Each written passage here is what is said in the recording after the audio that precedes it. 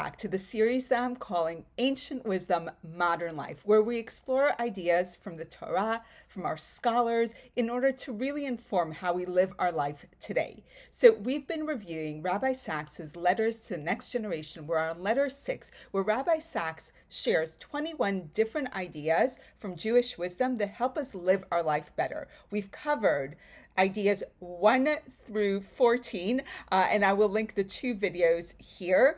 But now we're on our last 7 ideas. So 7 awesome ideas. I think these may be my favorite. I know I keep on saying that, but these are really punchy and short, and hopefully I'll get through them super fast and you will have awesome ideas to think about and to share with others. So let's get started. Rabbi Sacks's Jewish Wisdom, idea number 15. Create moments of silence in your soul if you want to hear the voice of God. So powerful and so difficult. We keep on repeating this. We live in a world filled with noise and movement and action. How do we create those moments of silence so we can hear the voice of the Lord?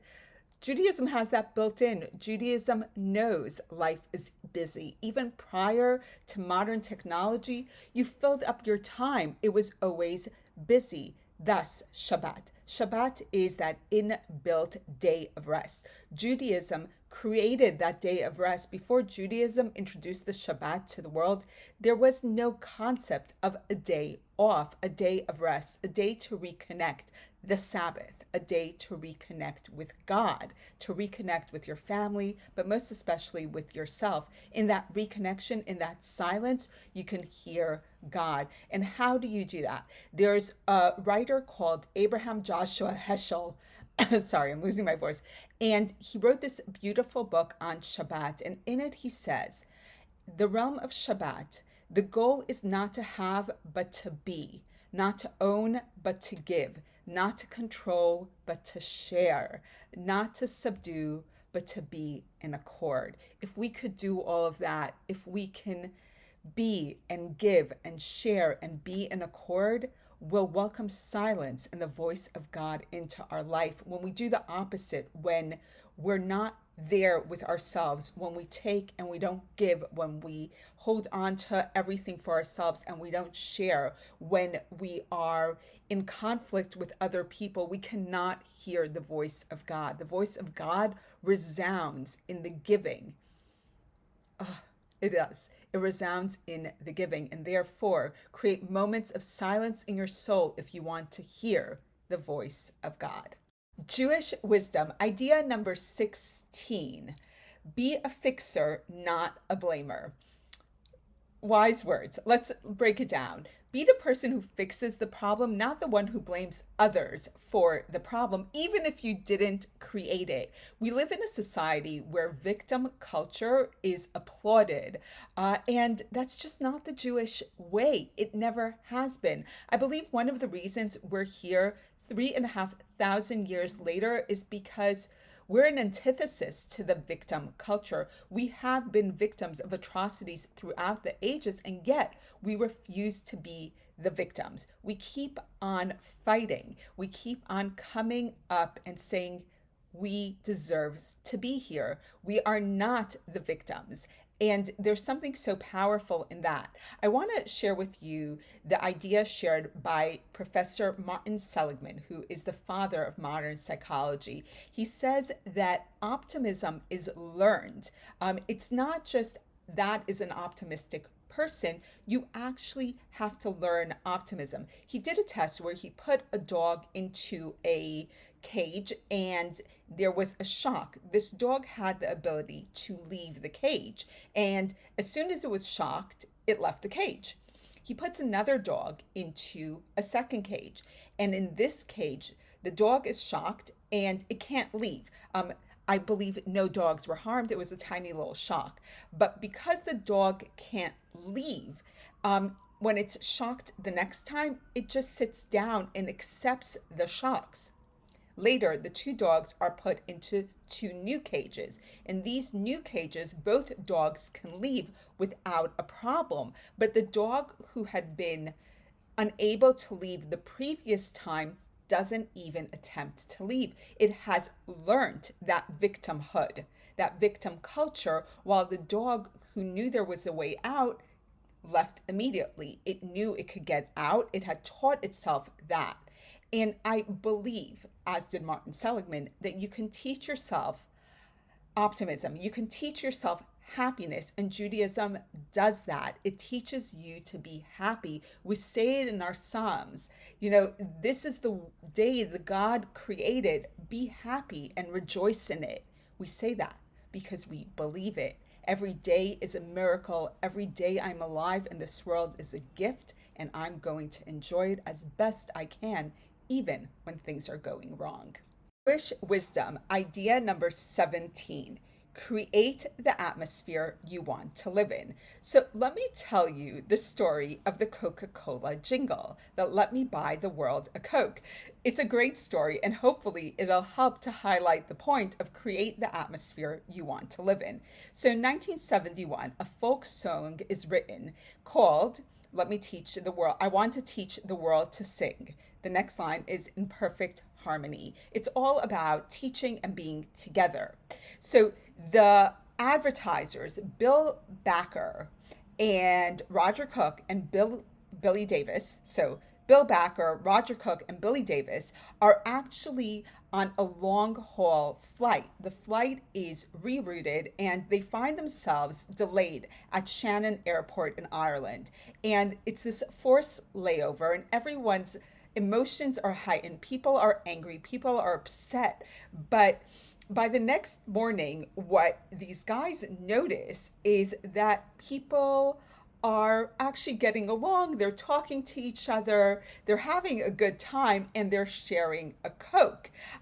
Backer then writes on the back of a napkin, let me buy the world a Coke. So he takes the lyrics of the song of I want to teach the world to sing in perfect harmony to let me buy the world a Coke and keep it company. And it was all about singing together, laughing together, being together, and drinking Coca-Cola together, which was a perfect advertisement. But the idea was that I'm going to teach the world how to be positive, how to create this atmosphere where we're all getting along. Yes, we're going to share a Coca-Cola, but have you ever seen a Coca-Cola advert where people are not happy? It's all about being together and being happy. It becomes the motto for Coca-Cola that we're doing this together. And if you look back at all the Coca-Cola ads, it's about creating this happy together atmosphere. So the idea is that you create the atmosphere you want to be in.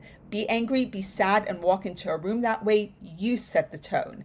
We don't even notice how our moods, we carry them with us, and the strongest mood in that room is going to set the tone. So if you find yourself in such a situation and you put a smile on it and you are happy, automatically you're forcing the atmosphere in that room, in that relationship to change. You have the power to do so. It's an incredible idea. And if all else fails, bring in some Coca-Cola and teach the world to sing in perfect harmony. Jewish wisdom. Idea number 18. Be patient. Sometimes the world is slower than we are.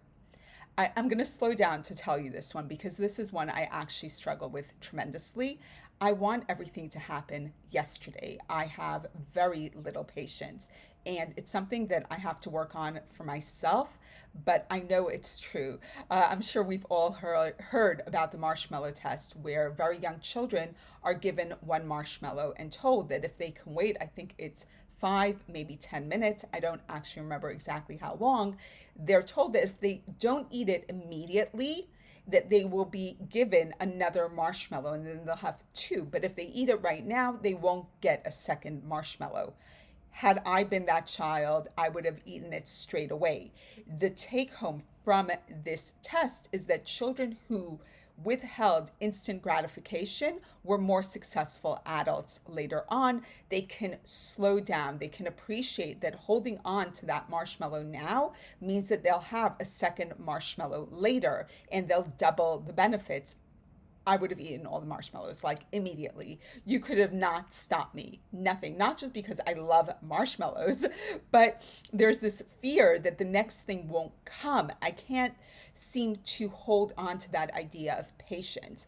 And what Torah does, what Judaism does, is teaches the idea, especially of brachot, blessings, that before you jump into it, before you eat that marshmallow, there's a bracha, there's a blessing to be said. It's a moment. It's not a very long time, but it holds you back from immediately gobbling it up, immediately drinking down that massive cup of ice cold water. It is educating us, it's training us to slow down, that instant gratification is not the way to go. So if we're good about it, if we can hold ourselves to that higher standard of what the Torah is asking is train yourself, because instant gratification does not pay off. You really need to slow down, wait for things to happen. They will happen. And when they do, they'll be so much better than that thing you were going to grab instantly. Jewish wisdom, idea number 19. Never have your ears so close to the ground that you can't hear what an upright person is saying. Let me repeat that and then let's break it down. Never have your ear so close to the ground that you can't hear what an upright person is saying. So what does it mean to have your ear close to the ground? It's to hear what everyone's saying. And I mean everyone. It's the gossip, the rumors, the things that may not be true. And when you have your ear that close to the ground, you're going to hear a lot.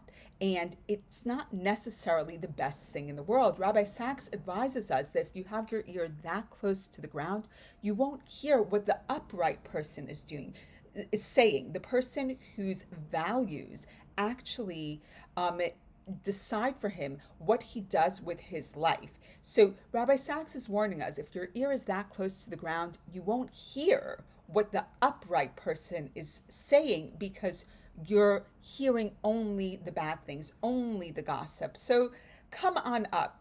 One of the examples that I'd like to share with you is the story of King Rechavam. So Rechavam is the son of Shlomo, of Solomon, and he ascends to the throne of Israel.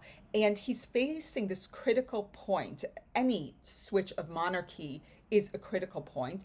And he has to decide, is he going to continue the policies of his father that were already burdensome on the people, or is he going to loosen them up? He turns to the elders, the people who were in position prior to him, the people who have been there all along, and they say, loosen up. It's really hard on the people right now. And if you loosen up and if you alleviate some of their burden, they're going to be loyal to you. On the other hand, the younger men, the people who are Rechavam's contemporaries, say, no, be stronger. Make it even harder on the people. Let them know that you are in charge. And Rechavam chooses to listen to his contemporaries and not to the elders who are cautioning him to slow down, to look at the bigger picture. And what is the end of this story? The end of this story is actually a civil war, and it splits Israel forever. From this point forward, we're going to have the 10 tribes of Israel and Judah and Benjamin. And they split. Today, Jews who are alive are the result of that split. We are not of the 10 lost tribes, but we are of Judah and Benjamin. And that split dates itself to Rechavam not really listening when people were telling him, here's the bigger picture. Look at the entirety of it. Don't be down on the ground listening to just the they. I have a problem with the they, but actually come on up here and listen to where the values are, the values of our people. And from that point, you can make a much better decision. Jewish wisdom, idea 20. Idealists change the world. Idealists change the world. Why does this matter? From Martin Luther King's I Have a Dream to Theodore Herzl's If You Will It, It Is No Dream. Idealists are willing to change the status quo. Idealists innovate. They propel us to act. We are encouraged by them to try new things. Their hope ignites a spark in all of us.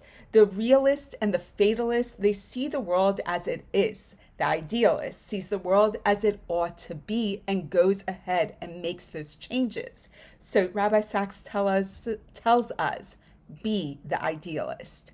Don't be the realist. Don't be the fatalist. Change the world. And the only people who can change the world are the ones who envision a better one.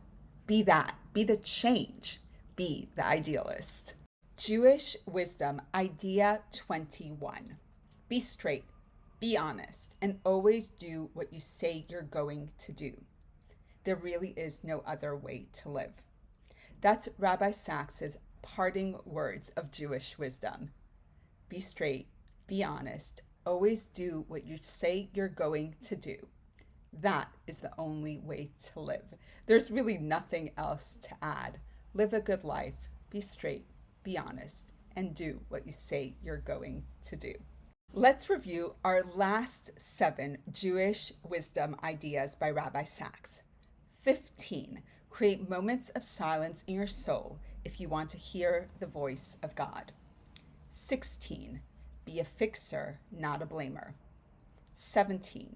Create the atmosphere you want to live in. 18. Be patient. Sometimes the world is slower than you are. 19. Never have your ear so close to the ground that you can't hear what an upright person is saying. 20.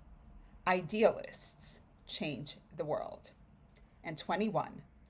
Always do what you say you're going to do.